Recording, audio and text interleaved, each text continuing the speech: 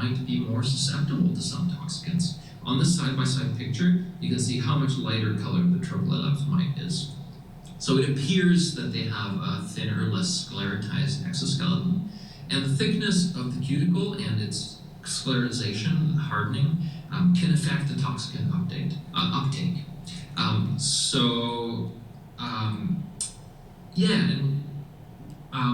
When it actually comes to what do we know as of now kills Tropilaeps mites, I'll go through that. What we want to see is these very hard to see small Tropilaeps mites on sticky boards or on the hive floor. Body wash drying you out, you know? Starting with the most promising options, formic acid and brood breaks. Brood breaks are non-chemical, but these are the two most well-supported options.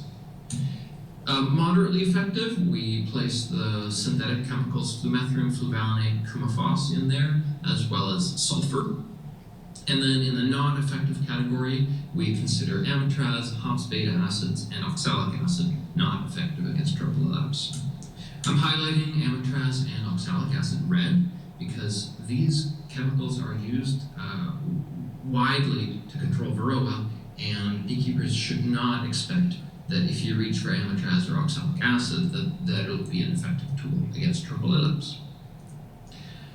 I'll go through some acaricides that have been tested against Tropilaeps. It includes synthetic, natural acaricides, and then cultural control.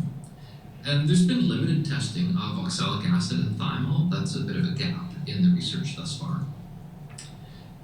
Here I'm going to go through some studies one by one. This is a study by Jeff Pettis and a team in Thailand, where I'm just going to simply present the results at the end of a 60-day trial. Here on the y-axis you have the infestation rate of capped brood cells. So at the end of a 60-day trial, formic acid and sulfur both had lower Tropilaeps infestations than amitraz, untreated control, or hops acid treated colonies. There was a temporary dip from treatment with hops acid, but that disappeared towards the end of the study. And they ran a second trial as part of this broader study, and this shows that formic acid worked consistently. In the second experiment as well, formic acid ended the 60-day trial with the lowest brood infestation levels. A throwback to 1971, just very briefly, it did show some efficacy of dust and sulfur, with mite levels going from 13% down to less than 1% over 3 weeks. Another study out of Thailand tested synthetic miticides. So this is Baverol, which is flumethrin, Czech mite, which is cumafos, and Apistan, which is fluvalinate. And those all showed excellent control towards the end of 6 week treatment.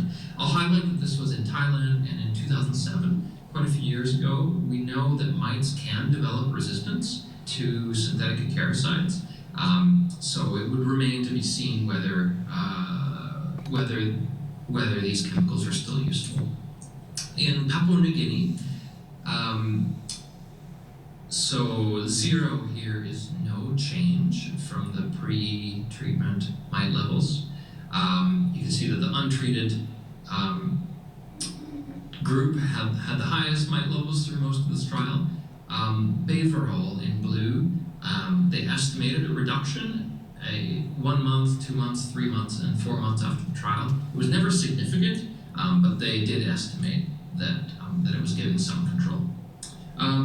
Next, I'll present results of a trial that Rogan ran in Thailand, Rogan Tokash, and that combined chemical and cultural control. There were 4 treatment groups, and 3 of the treatment groups received a brood break. So it was either brood break only, or brood break plus formic acid, or brood break plus an oxalic acid dribble, or a completely untreated control where the queen was allowed to keep on laying the whole time. At the start of the trial, colony strength and Tropilaeps infestation were measured, and then the queen was caged in those 3 brood break groups for 24 days. And then on day 24, when after she'd been released and all the brood, including drone brood, had emerged, then chemical treatments were applied to those groups. At the end of, again, the 60-day trial, like the PETIS trial, colony strength and infestation were assessed. And looking at percentage of infested worker brood cells, they started really low. The control group was really high at the end, but all the groups that received the brood break had very low levels at the end, including no detected mites in the brood break plus formic acid group. Measuring mite fall on sticky boards, which is a more sensitive method. Again, you see this really high mite fall in the control group at the end, really low mite fall for all the brood break groups, but Rogan did find some mites, some Tropilaeps mites on the sticky boards on day 60, even in the brood break plus formic acid groups. So no treatments were 100% effective, even when you combine brood break plus treatment. And then I'm going to talk about some next steps or research gaps. One important thing to follow up on is that there are both new treatments and also understudied treatments that need to be looked at more. So synthetic chemicals, fluvalinate and flumethrin, are used widely in Thailand, as well as thymol and formic acid. So those synthetic treatments and thymol, I think, are a high priority to actually run some more studies on. And then developing novel treatments is another important avenue. I think it's also important to understand mechanistically a little better the movement of acaricides through colonies. How are these residues moving through colonies? I presented some assumptions previously about assuming that adult bees have higher miticide concentrations during the treatment, but how are these residues getting to the mites and can optimize delivery? It's also important to understand Tropilaeps' intrinsic susceptibility to treatments. There are 4 different species of Tropilaeps mites that we know of to date across a wide geographical area, and the intrinsic intrinsic susceptibility of different mite populations or perhaps developed resistance could vary across geography. And then to conclude, I'll leave you again with this summary of the most to least promising options. Again, formic acid and brood breaks being the most well supported. Here are my references, and I'd like to thank the funders that have made this international research possible, and I'll be happy to answer any questions. Thank you so much. Hi. All right. So that's just a little introduction to Tropilaeps mites. Hopefully they stay over in Europe and let them be their problem. But so far we have the yellow-legged hornet that has made landfall that they are trying very hard to keep in Savannah or try to get rid of them, but that's an ongoing battle, and hopefully it never comes over here, so we'll cross our fingers and get to everybody's questions.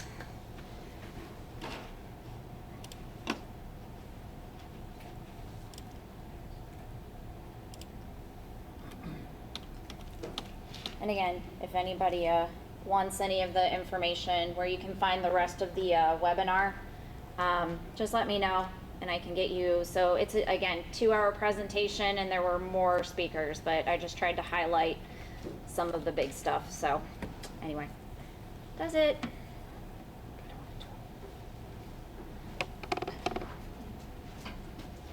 Kind of wake back up. Candy, snacks, if anybody needs to get up and... Well, that's some scary information, isn't it? Especially for new bees. You know, it's like I was saying to Bill, what scares me the most is a lot of those maps were put together on 2007 information. It's 2025, so where are those suckers? But anyway, next what we're going to do is have our question and answer. I'm going to ask Bill, Don, and Rodney to come up and take a chair here, please. I'm going to sit them down, and I'm going to also join them with a question and answer period. For any questions you guys might have about what you're doing as a beekeeper and what you might want to do. I'm gonna challenge the answer. Yeah, I'm gonna challenge the answer group here. I'm gonna stand. I'm gonna challenge the answer group. You know, as beekeepers, we often do things different. So as we have a question, and Bill might give an answer, I'm gonna see if Rodney or myself have a different way of doing things. And so, you know, there's always, and they tend to both work too. So there are more ways to keep bees than one, so keep that in mind. So anyway, I'm ready for the first. My inspiration for this was Dr. Jamie Ellis and his 2 bees in a pod in his section called Stump the Chump. And now, make an announcement about Dr. Ellis. Oh, has everybody heard? Dr. Ellis, Jamie Ellis, is going to be our new lead at University of Georgia Extension Service. So he's our new bee lab leader. So that is really encouraging. And the good news is maybe we can have him up here at one of our meetings, our lesson plan, one fourth Thursday of the month. So keep that in mind. I'm going to start on this side of the room. You were the first one to raise a hand. Question, good and loud. Formic Pro, how is it used? I've never used it. Formic Pro. Bill, would you like to start on that? Former pro, I don't remember what stuff, what is, I probably, Isn't it one that they tell you not to use now? Now you Which one can. is the one you're not supposed to use? Okay, I'll take it. Amtraz. You want to take it? go ahead. Go ahead. Okay, Formic Pro comes in patties. Oh, Yeah, yeah. And Just remember. the dose is 2 patties. You can do 2 at one time if you want to run all the bees out of the hive, or do 1 patty for 2 weeks and do a second one for another 2 weeks. And in our area, it's not the most sought after method. Let me add that. I've only ever used. Yeah, it's very temperature sensitive. If it's too warm, you'll run the bees out of the hive. and I've never used that. Nor have I. I'm gonna move this way. Yes, sir. So I've had bees for a while, but I'm embarrassed to say I have done no mite treatment yet on them. So How about testing? I did test last year and I had a really low count. Good. So I kind of took it for granted. So 2 questions. First, if I haven't done any treatment, is it too late to do it now? And if I do a check and I've got like a ginormous mite load, what do I do with that? I mean, so the 2 different questions. Is there anything I do now? And what do I do if they're just ate up with mites? Do I need to destroy the hive or try to figure something else out? I'll start off and you guys can follow up. I typically, I would do a test right now, see what you got. Uh-huh. That's gonna give you an answer and a direction of what to do. If you're still low, when I call low, if I have anywhere from 0 to 2, I do not treat. I leave the bees alone. If I've got more than 2, I like to treat. Not too late for treatment. A lot of people will treat in October, and a lot of people treat in December, a couple of times with OA vapor. Both will do a good job. There are several things you can use in October. So first thing to do, test your bees. If you're at 0 to 2, you're good to go. If you've had low mites, fantastic. I know with all my treatments I did this year, I had a lot of 0s and 2s. So a lot of my hives have not had a single treatment this year, other than a spring treatment where I started off with some of this Roxanne. I wanted to test that on all hives. Another answer? I'd look at my bees first. When was the last time you looked at your bees? It's been probably a month. Yep. Look at your bees first. Yeah. Check your bees. If they look good, then there's good hope. There's hope. If they sort of look bad, you got a lot of deformed wing virus and everything else. You know, I love playing with my bees. I'd zap them with oxalic acid 2 or 3 times over the next week. I mean, it hurts the bees, but you know, what's your choice? You're going to lose them anyway. But you got to test. No ifs, ands, or buts about it. And once you find that you need to treat. And then the second thing we've talked about in our disease class every year is you've got to test again to make sure that you've killed all those bugs. So you said OA. I don't have any of the equipment to do the vapor or any of that. So is that the record? I mean, we've heard before, you ask 5 beekeepers, you get 7 answers, right? So, but I mean, is it worth the investment to get a vaporizer thing, or use like a form, something different? Okay, you can get the wand type vaporizer for around $50, Okay. give or take. And for just a few hives, that's actually the way to go. And you don't need the gun or anything. They run about $500. Now, if you've got like I do, I usually run 25, 35 hives. That's the way I go. But back when I only had 5 to 10, I used the wand. But now remember, with that wand, you only get just a little bit of powder in there, so now you have to do it 2 or 3 or 4 different times to get the vapors in there. Yeah, you need 4 grams per box. Double brew box, that's 8. And let's do the math there. $50 versus $250 for next year. I'll let you conclude on that. But don't test. And the powder's cheap. Over there by Herb Ridge Road. But, this and guy- one- This guy over here is my mentor. Good, and he's a good mentor too. I may ask for his help on actually treatment. And he's probably got a mask you could wear, that way you don't have to buy one of those. If you're doing OA vapor, you must wear a mask. It is dangerous to the lungs. But so OA vapor treatment is we're still time to do it, so that's, I need to get. And I even do it twice in December, and you should too, if you've got mites. Can I just add, I only have 6 hives and I'm a new beekeeper. And my husband, I had some cancer taken on my face, so he had to do my wand. Mhm. And when we went to Blue Ridge, he was like, why have you not bought this? Proper. Yeah, oh my God, it is, even if you've only got 2 hives, because my wand, and it was still $50, I think, but I would pull it out and the vapors weren't gone. Mhm. So then you have to start all over again, and then you don't know if, you don't wanna overdo it. It was, I killed some bees because they burnt, and I pull it out and it'd be dead bees. Yeah, I mean, I've- beekeeping's Talk to your expensive, mentor. but that is the best money I have ever spent. Talk to your mentor, he'll tell Start with the you wand. how long you need to run it and all that. But yeah, you can do, usually when I'll do my test, I'll figure out which hives I need to treat. And what I'll do is I'll hit them about every 4 or 5 days for 4 or 5 weeks. That way I get through an entire brood cycle.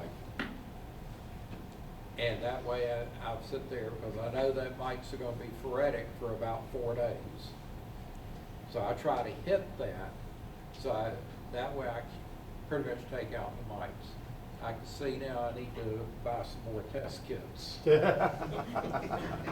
I do order in test kits out of China, and I sell them at a steep discount to the club.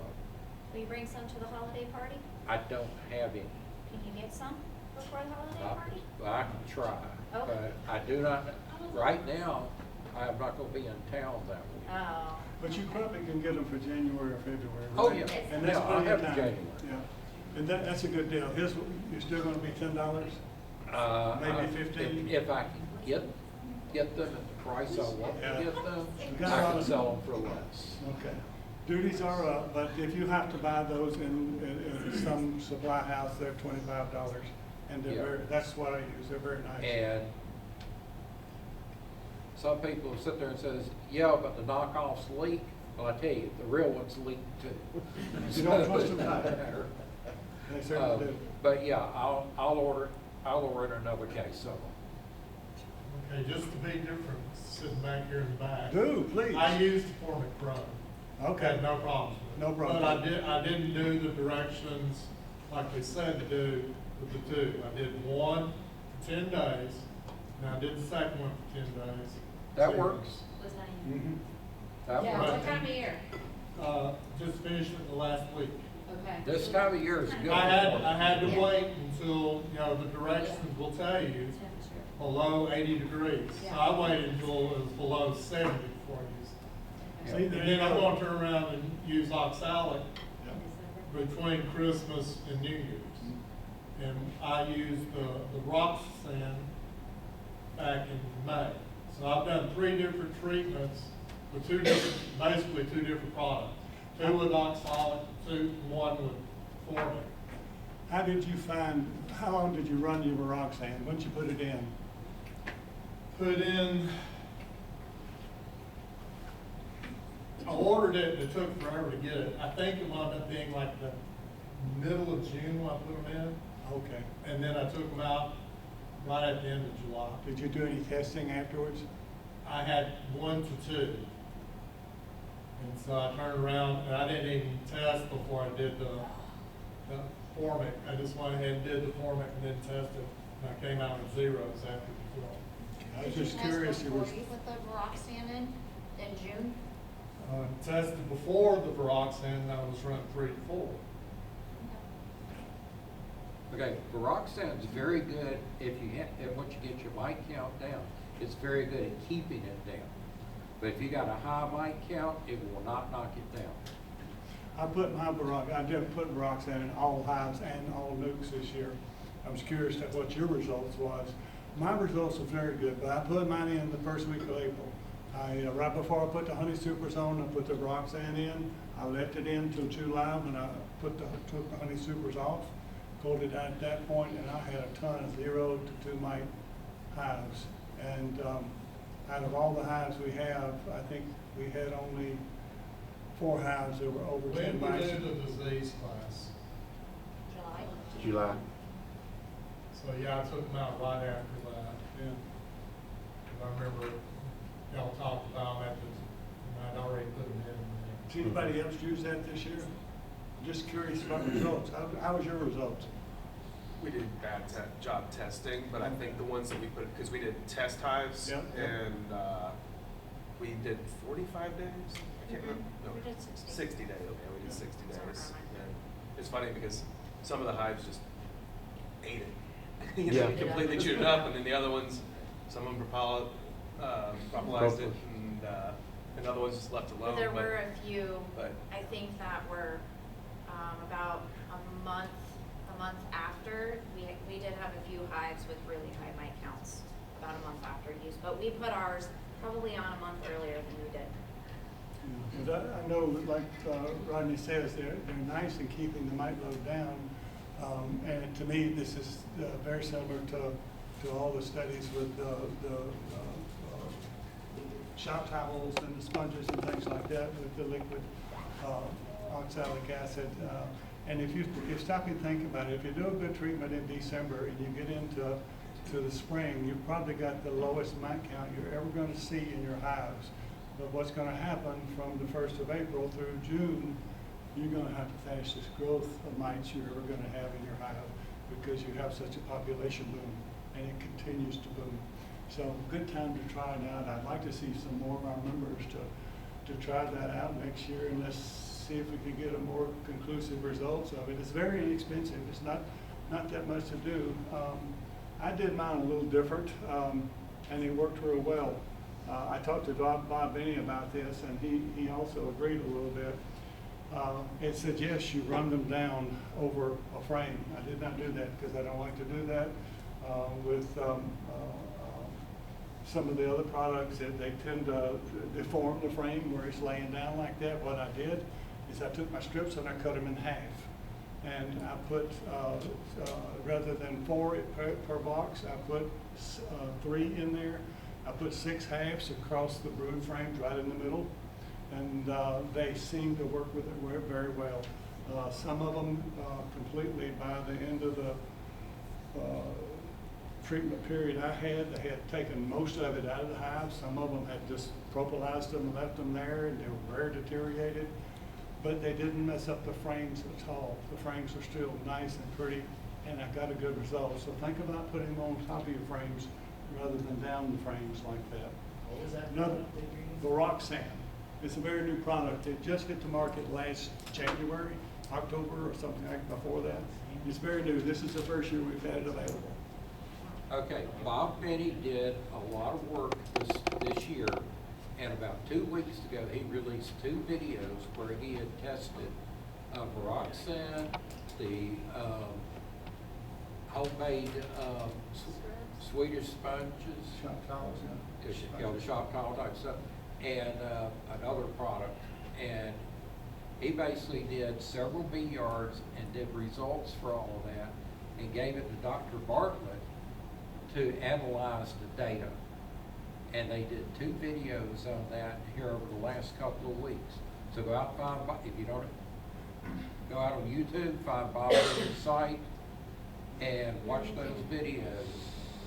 And the first one is how they did the testing, and the second one is where Dr. Bartlett went through and analyzed data and gave out the results. So that's some very good information on how they did it and what worked the best. Next question, yes ma'am. I've done the Swedish towels, the homemade ones. How long do I leave them in? I put them in about 4 weeks ago. Yeah, leave them in about 60 days. 60 days? Yeah. So that would 45 take to me 60 to days. end up in November, I think. Well, pull them out next month. Next month? Yeah. If the bees won't, if you did shop Unless- towels, sometimes they'll pull them out. Well, they've been chewing through Yeah. a couple Yeah. of them. Yeah. Yeah. A couple of them, but not a lot of them. There's still some are Okay. intact. Are you cutting them in half or cutting them into fourths? I cut them in 4s. Good. That works better than Because cutting them in I half. did them like probably 4 or 5 per hive Yep. across the top of the frames. That is found it works the best if you're doing that. Because I'm also feeding from the top, That's I'm true. assuming when they go for the food, they have to walk through them and take them back in, so that was my thinking. Okay, very good. Next. Sandra, Any, opinion on the new, miticide, the, Norola? you want to start on that? It's expensive. It's gonna run you $40 for a double brood box for a 4-month period of protection. And then you gotta do it again. So that's 3 times a year. It's $120 a year per hive. It's very effective, I understand, That's what I've heard, but very expensive. The ones used to- yeah, I can't so afford it in my there's bee yard. things- Yes, ma'am. Can you, I know we've talked about it before, but insulating the hives for the winter, do we need to do anything here? Nope. No? Okay, so open bottom boards are fine, just close up the entrance reducer Yeah. Yep. to the inch? No insulation up top? Are you running screen bottom boards? Yes. Okay, I usually, I love election years because I get raw materials. I get Yeah. political signs. And I cut them down to where they'll slide underneath like a sticky board. Okay, And what I do is I slide one of those under there to help cut off that screen so the air won't blow up under there. okay, so. That's all I do. All right, so you close off your screen bottom board. I do nothing. I don't You either. I don't leave mine I open. leave them wide open. Screen- But now Rodney's screens? a little further north than we are. Okay. So here in coming, did you read the newsletter? This, I'm in Alpharetta. okay. Okay, I'm in Delonica.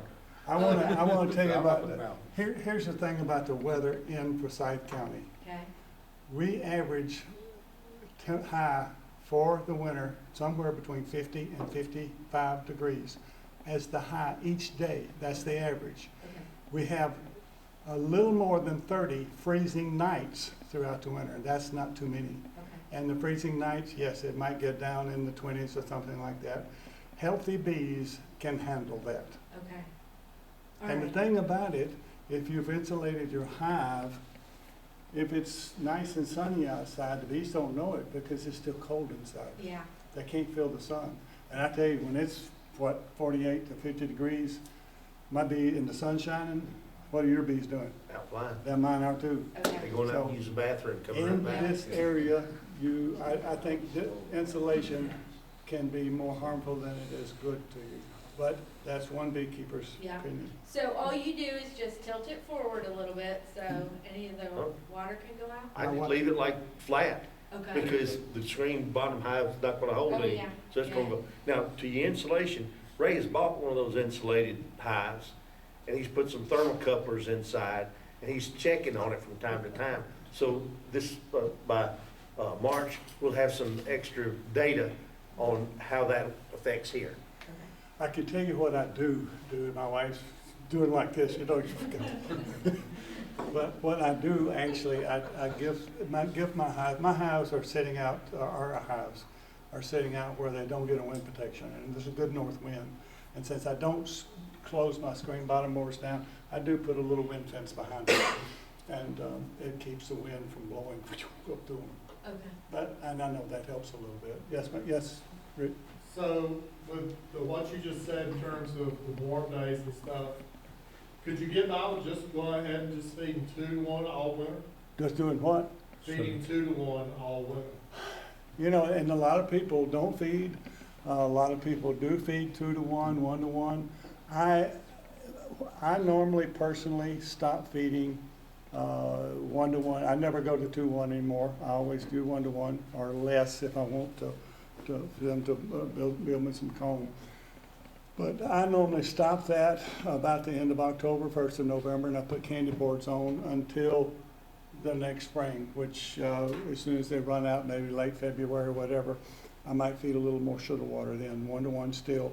I might make it a little thinner then, say 1 to 1.3. Bill, what do you do? Candy boards after the 1 to 1. Just, you know, once I get them heavy enough to where they're like a rock, shut them up, put a candy board on, come back a couple weeks later, look, see how much candy board they've eaten. If they've eaten some of it, good deal, because they're getting some protein, and then keep checking from time to time. And that's the thing about it. I mean, you know, a lot of people say, okay, I'm going to leave honey super zone, and they have good results with that. I mean, they have no problems. My philosophy is I would hate to go on a carbohydrate diet for 8 months, and that's what you put your bees on when you don't feed them protein or candy boards during those 8 months. They need that protein. It helps them to build up winter brood, keep winter brood there, it helps them to keep healthy. The protein is going to build up their fat bodies. It's going to make them, give them longevity of life. It's going to make their immune system a little better. And it just makes your bees healthy. And I tell you what, when my bees come out of the winter in February, it's all I can do to keep them in the box. And that's because I've fed them protein all through the winter. And we have to, Ann and I, every week in March, we're balancing hives because they're just exploding. If you'll worry about some protein for your bees during the wintertime, I think you'll see the same thing. But anyway, 10 beekeepers, 10 different ways. That's just my way. Yes? So what do you use for protein in your candy boards? The Ultra Bee. Ultra Bee. To me, if you look around, that's about the best. It's the most expensive, but it's the best. Going back to your thing, some of the new research is actually saying it's better for the hives to be fed sugar syrup instead of leaving them over winter on the honey. Because honey's got some ash and a lot of other contents that affect them, make them have to use the bathroom sometimes.